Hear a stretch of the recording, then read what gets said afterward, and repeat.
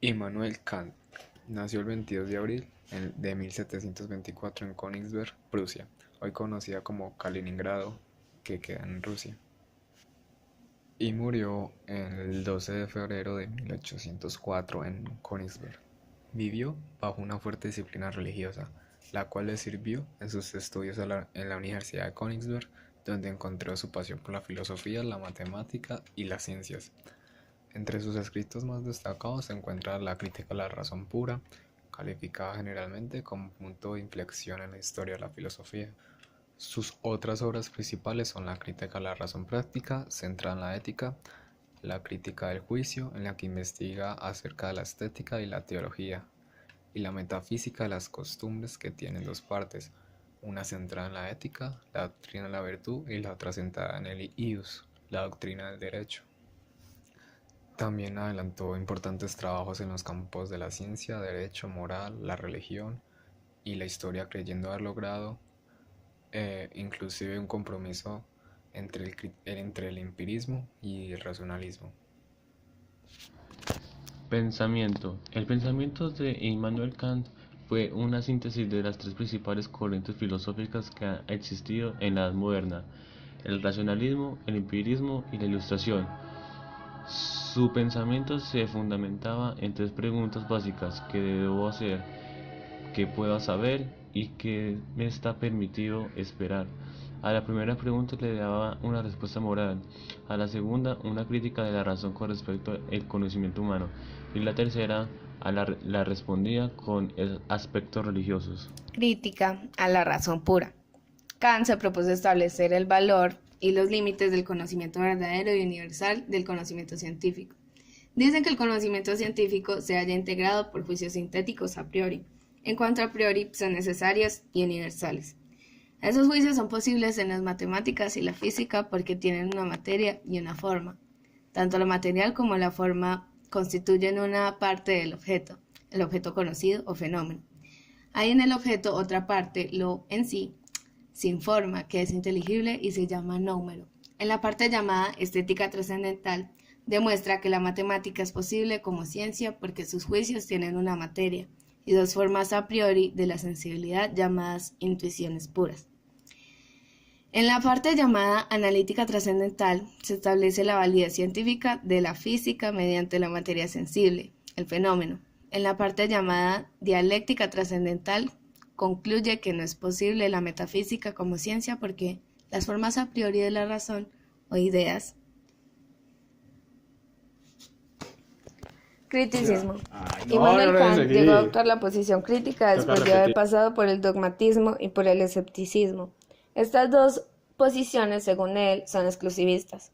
Kant denomina el criticismo como aquel método de filosofar que consiste en investigar las propias afirmaciones y objeciones y las razones en las que las mismas descansan, método que da la esperanza de llegar a la certeza. Califica el criticismo como una posición de mayor madurez frente a las otras, ya que examina todas las afirmaciones de la razón humana y no acepta nada despreocupadamente.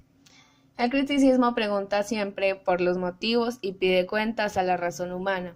Su conducta no es dogmática ni escéptica, sino reflexiva y crítica. Ante esas dos posturas, Kant plantea la necesidad de un método crítico que previamente a todo conocimiento estudie la posibilidad misma de formarlo. Hay que realizar tal crítica que actúe de tribunal, que garantice las pretensiones legítimas de la razón pura. Fuentes fundamentales del conocimiento.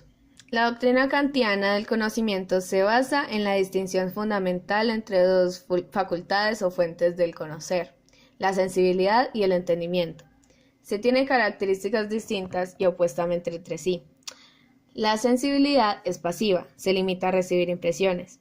Por el contrario, el entendimiento es activo.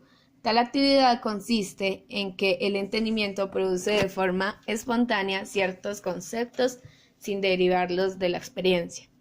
Nuestro conocimiento surge de las fuentes fundamentales del ánimo, de las cuales la primera es la de recibir las representaciones y la segunda, la facultad de conocer un objeto mediante estas representaciones. Por la primera, un objeto no es dado; por la segunda, este es pensado en relación con aquella representación, como mera determinación de ánimo.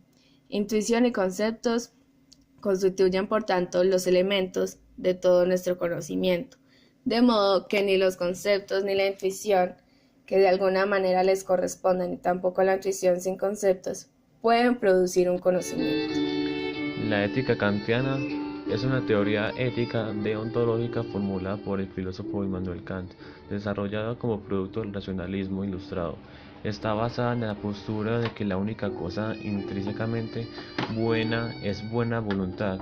Por lo tanto, una acción solo puede ser buena si su máxima, el principio subyacente, obedece a la ley moral. Central a la construcción kantiana de la ley moral es el imperativo categórico que actúa sobre todas las personas, sin importar sus intereses o deseos. Kant lo formuló de varias maneras. Su principio de universalidad requiere que para que una acción sea permisible debe ser posible aplicarla a todas las personas sin resultar contradictoria. Su formulación de la humanidad como un fin en sí misma exige que los humanos nunca sean tratados meramente como un medio para un fin, sino también un fin en sí mismos.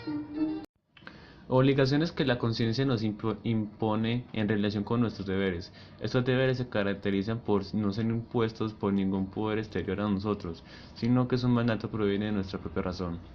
Distinción que establece Kant entre legalidad y moralidad. Legalidad determinada por la ley moral. Acciones conforme al deber. Moralidad determinada por el amor y el respeto a la ley moral. Acciones por deber. Alguien puede cumplir con la legalidad, pero no ser moral. Cuando alguien obra bien, pero no por respetar a la ley moral, sino por miedo al castigo o buscando una recompensa social por su acción.